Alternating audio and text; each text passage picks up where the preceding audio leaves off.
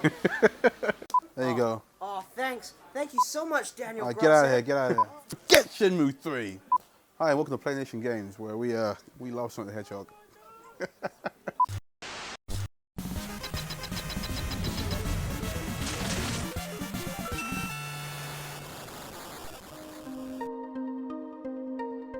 We've been in business now for about 8 years.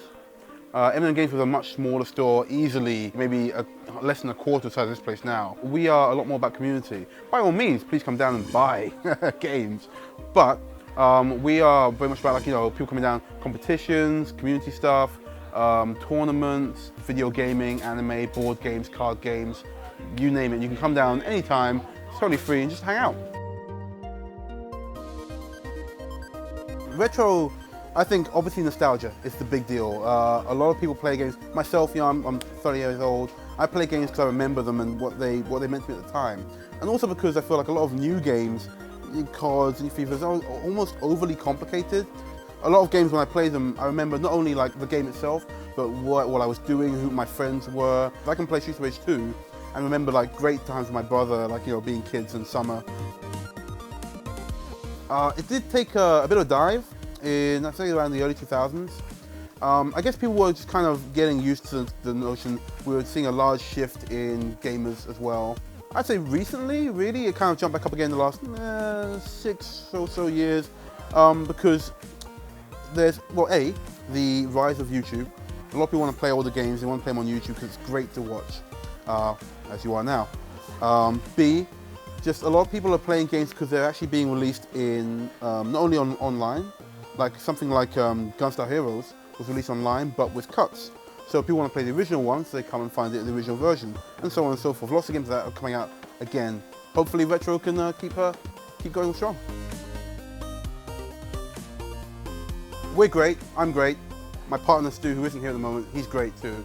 But all joking aside, I think the main reason to come here, you know, not to toot my own horn, but also the fact is that we are gamers. We're not just a store that happens to have some games. We know the community. We are you. You know, when you come to buy a game, you're coming to people who are just like you. You know, we could have been friends if you know, were as cool as I am. And I'm sure you're cool, it's fine. We are very passionate, and we know our stuff. And we've got a great selection. Well, we actually also repair, fix up, and also we even modify all consoles on site. Modification is, of course, to standard, but everything is done on site, so you can walk away with NES knowing that that's been freshly redone. It's one of the things that makes us a little bit different as well. We do modern stuff too, PS4s, Xboxes, and so on, but, you know, obviously our heart's in the retro. Personally, my favorite console is, sorry Sonic, it's actually the Game Boy. Mainly for my memories of the Game Boy. It was one of the first things I bought with my own money, and I took it everywhere with me. I must have played a million games, and I actually started up a gaming swap club at school. It sounds altruistic, but in fact I just wanted more games. So I had a lot of games to choose from, and I loved it. Like, it's definitely for me like a watershed moment of gaming. Technically, my favorite machine is the Dreamcast. A beautiful dream of Sega's that unfortunately didn't make it.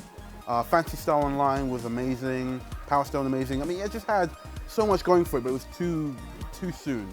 Graphically as well, the machine was a powerful machine. Who knows, if it came out today with knobs on, you could make it. Modern consoles, I'm still a big fan of the Xbox 360, and going back from there, the PS2. Because for me, the PS2 feels like the second Mega Drive, with a huge selection of all kinds of range of games. And the Xbox, which was again another watershed moment, jumping forward into online play and HD gaming. But if we go back to my first love, it's got to be the Game Boy.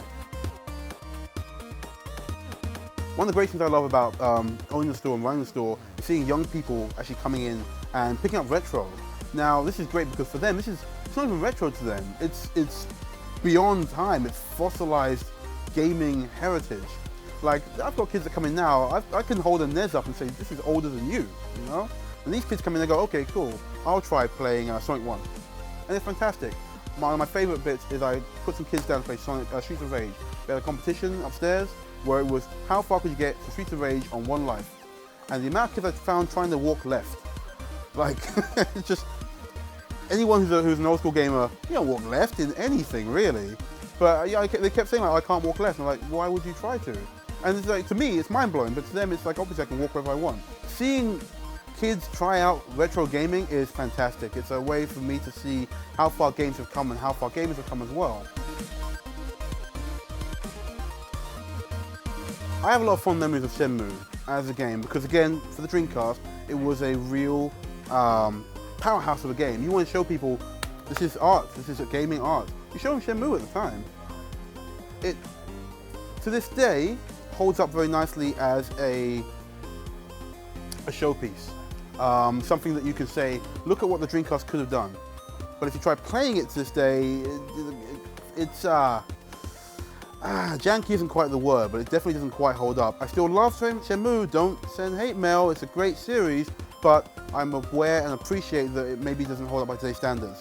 That said, Shenmue 3 has a lot to live up to. The fans want Shenmue 2.5. Newer players are going to want, you know, something else, something more dynamic, I guess. That's not Shenmue's thing. For me personally, finding that mix between the dynamism of modern gaming and the methodical storytelling of the original Shenmue is going to be a tough one.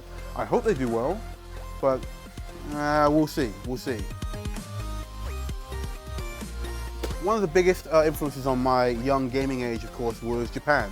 And I think if anybody, you know, of a certain age who was into gaming also saw Japan as this magical place where you could, you know, have video games in every corner, anime for dinner, and, you know, cute cat girls for breakfast or whatever. We also do in store, we do anime kits as well. We do Gundam, we've got, you know, anime figurines, One Piece, Tiger and Bunny. Got 1,000,001 different kinds of video game models and figurines. A lot of them actually imported from Japan. We take trips occasionally and we pick up a lot of good stuff too. Can Lucas be in it? Is that fine? He's just going to cry if he doesn't get to be in at least one video. I just wanted to shout out, Dan. I just think I'm not going to give you a shout out, Lucas, because you don't want to be in the video. They offered you the choice. I gave a shout out to Stuart, Dan. So, one of the rarest things I have at the moment, which I'm quite pleased about getting, is a Sega Multi-Mega. This is Lucas. He's one of the staff here as well. Say hi, Lucas. Hi, Lucas. The Sega Multi-Mega is actually a Mega CD, Mega Drive, and CD player portable in one. It is massive for a CD player portable, but you got to remember this was like 1998, I want to say. So that's probably quite slim for the time. As well as that, we also have a couple of nice bits as well. We have Wolverine Adamantium Rage on the Mega Drive. We have Empire of Steel, one of my favorite shoot 'em ups. Stuff like Digimon on the PS1. A huge selection really of like really nice rarity bits. Yeah, that's really it from us. So thanks so much for coming down, guys, and thanks for watching YouTube. And yeah, feel free to come down anytime. Playnation Games, Croydon, London, games. Come get them. Wow.